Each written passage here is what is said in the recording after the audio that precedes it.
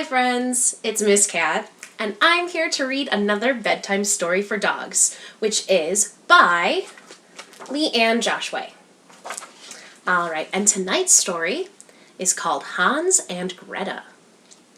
Hans and Greta were two of the most beautiful dachshunds the world had ever seen. And that's saying a lot.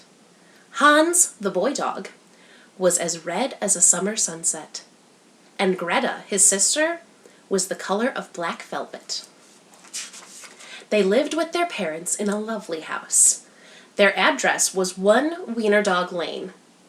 Their house had all the things dachshunds could ever want: a white picket fence, a big front porch, and windows all the way to the floor so Hans and Greta could see everything going on outside and bark.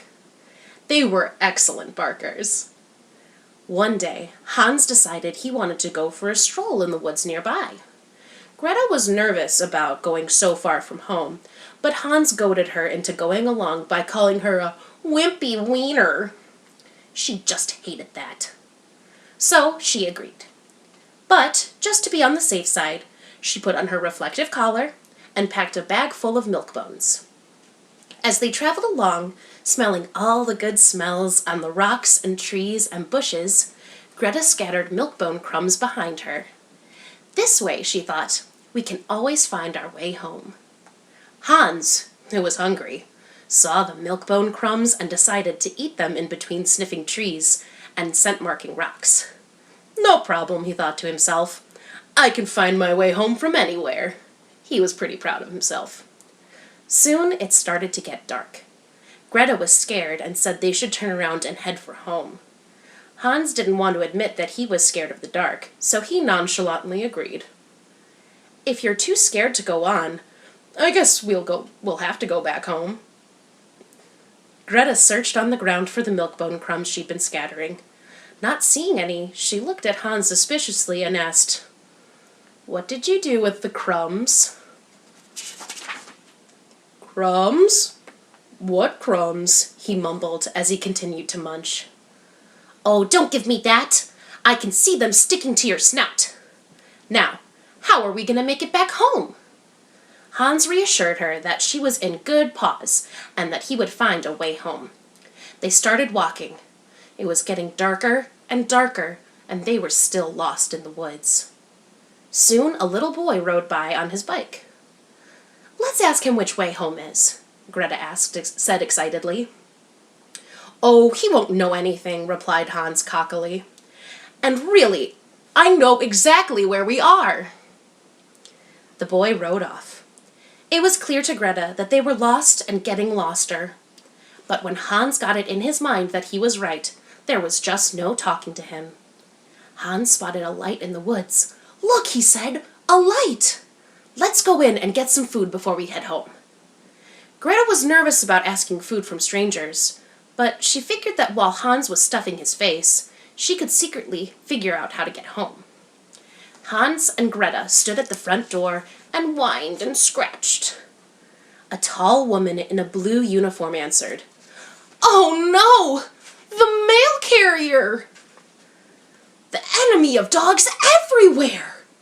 Greta tried to bolt into the woods, while Hans barked viciously, his hind end shaking so hard he almost fell off the porch.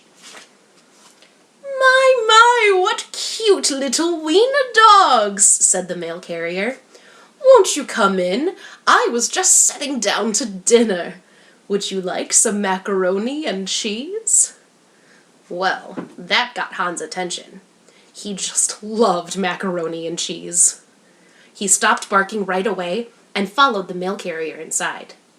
Greta knew she couldn't leave Hans behind, despite the fact that his macho attitude and gluttonous appetite are what probably got them into really big trouble.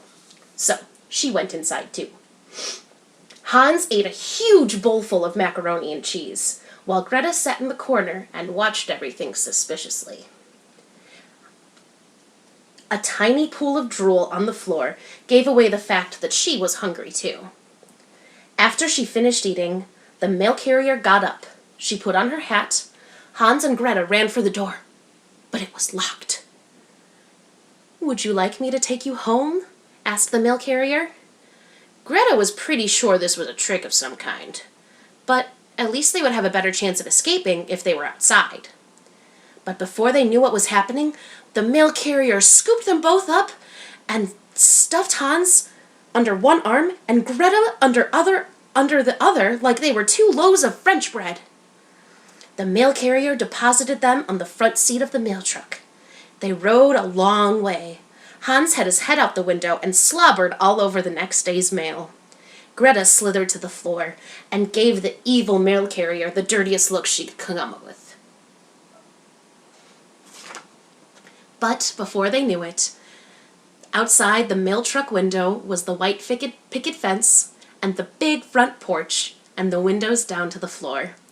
Their mom was standing on the porch calling out, "Hans, Greta, time to come in." The mail carrier opened the door and they ran home. They almost bruised their mom's ankles as they wagged their tails in happiness. Later that night, over nice bowls of ice cream, Hans and Greta decided that maybe mail carriers weren't so bad after all. The end. Thank you again. Have a good night.